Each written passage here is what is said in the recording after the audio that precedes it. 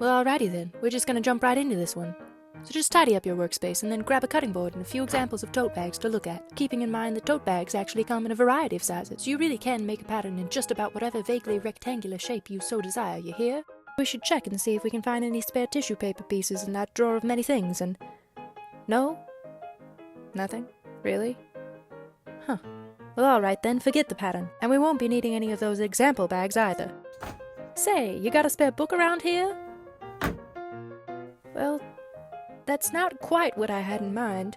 Oh, a different one. You're a doll, and it's... well, now we're talking. But it does seem like it's just a tad short, maybe.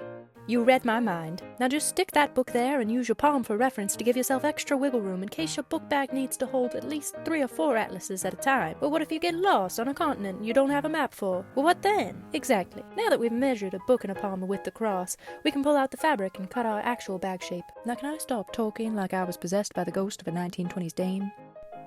Thank goodness.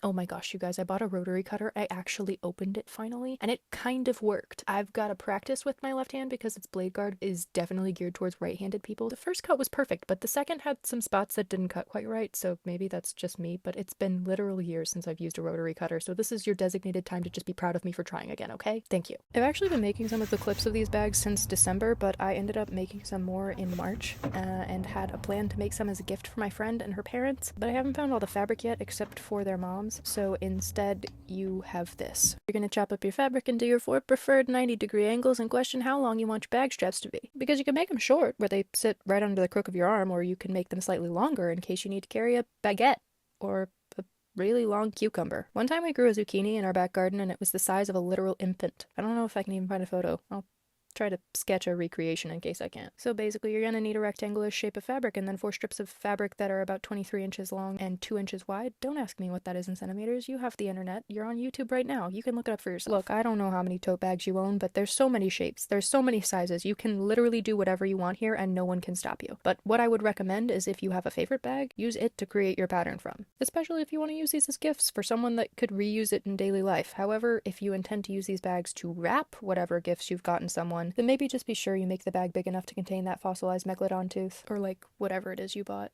Now I'm gonna let you in on a little secret. You can actually do your 4 strips of strap fabric in 2 different colors, or 4 different colors. See if I care. The world is your oyster here, and I'm not here to squash your creativity, even if it'll be a little weird if you mix your athletic avocados with florals. It's none of my business what you do with your free time. You're here right now, aren't you? Anyways, I made some of these for my sister's birthdays, which were back in January and February, so I could have something cute to wrap their gifts in because they gave me 0 guidance, so I just ended up getting them unthemed stuff. So the bag really made it kind of look like it was tied together when it absolutely wasn't. They also asked me if I was going to use the process of me making the bags that I made for them in a video, and I said no. So if y'all are watching this, no, you aren't. You saw nothing. This didn't happen. As you were. Before I jump into story time, let me just preface that I did French seams on the bags, and some of them I did lining fabric on, which meant I did French seams to create 2 individual bags, which just means don't sew the lining directly to the outer bag panel. And I added an interior pocket to the bag lining before I sewed the lining together with the outer bag fabric, which I did with a rolled seam at the top of the bag. Now story time. So a few weeks back we had some crazy winds. Honestly, this whole year has been as predicted to be full of crazy winds, so thanks for that, Mother Nature. Looking forward to it. But in Texas, crazy winds can mean anything from red flag warnings where fires pop up and hop and dance all over the place to literal tornadoes dropping down for an afternoon jaunt around town. Did you know that I was born in Texas but lived in the Midwest for almost 16 years of my life before I moved to the UK and then back to Texas? Probably not, but now you do. In this time frame, I can say that I like to consider myself a certified expert in tornado weather, down to the sky turned green senses and beyond into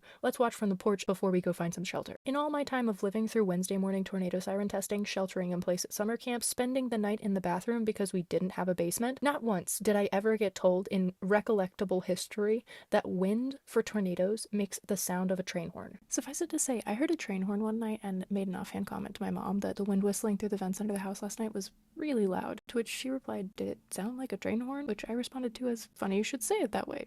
Yeah, it did." And she just kind of stared at me before telling me that was a tornado. Apparently there's like a bunch of articles about tornado-specific sounds and people likening the lower pitch rumble of tornadoes to a freight train or the higher tone whistle of it to a train horn. So like I guess I've just been really out of the loop all these years, having only now just put 2 and 2 together. And the thing is, the tornado pulled the shade cloth off the top of my greenhouse. Yes, it sounds counterintuitive to have a shade cloth on a greenhouse, but when you live in Texas and don't wish to fry your plant babies in the sweltering sun bog that is the summer, you're gonna have to do some counterintuitive things on occasion, okay? I go outside. I fix the shade cloth. Everything looks okay. I go back inside. Not an hour later, we hear a massive crash outside. We run outside. Lo and behold, the greenhouse is completely upside down. It was beyond repair. Door quite literally ripped off one hinge while bent irreparably backwards on the other. And you can see the picture. You decide how you'd fix this mess. We ended up standing outside against better judgment to disentangle the metal screws from their prisons and break the greenhouse down into smaller parts that I could rope together to keep from flying away in the wind. But moral of the story. You might be feeling overwhelmed by all the tornado warnings in your life right now, and they sure do sound scary. But sometimes they turn out to be more bark than bite.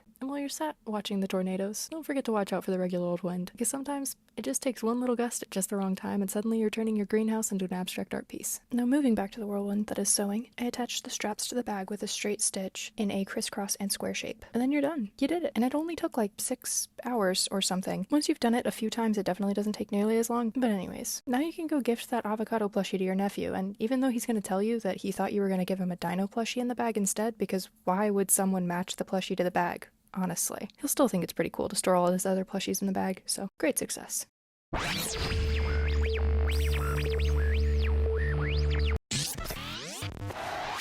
Okay, so I'm just trying to finish this up and be done with it. My March was very busy. There was a lot going on, and I'll just leave it at that. We did our project. This was easy, so this is just, yeah, simple little thing. Basically, I think that these worked really well as a gift bag situation. I feel like this is like kind of a fun way of making it something that like you could use in day-to-day life. Obviously, you don't have to. You could also regift it if you don't like it, in terms of like it could just be something to give to somebody else. I wouldn't be offended. But just making bags is not super complicated. It can take a minute, but I feel like spending like an hour on that isn't the end of the world. Like my nieces and nephews, they're perfectly happy whenever I give them just a bag that doesn't have lining, doesn't necessarily have pockets either, but just like a little bag to hold stuff in, because who doesn't want a bag to hold stuff in sometimes too? I just feel like it's practical. You can use it around. I feel like I still carry them like folded up in my purse, so then I have an extra bag if I buy something, you know, because like a purse doesn't hold everything, like holds a book, which is the real thing that you need to be able to do. But, you know, if you bought, you know, something that was bigger than that, having something that you can even put your purse into with that item, then it's all one bag, you know, it's just a little less bulky. I don't know. I just feel like they're useful. I don't need to convince you of that. You can decide that for yourself. But yeah, I just feel like it's an easy craft and it can be a cute touch for gifts. And since I have so many people in my life that have birthdays in the same season, for this year it just seemed to round out the gift, because it was also like kind of random things that I ended up getting people that were things they wanted. They didn't have like a cohesive theme, so it felt like the bag kind of could, you know, make it seem like there was more cohesion to it. Maybe not. Thank you so much for being here. Thank you so much for watching, and we'll figure out what we're gonna go do in April. Okay, bye.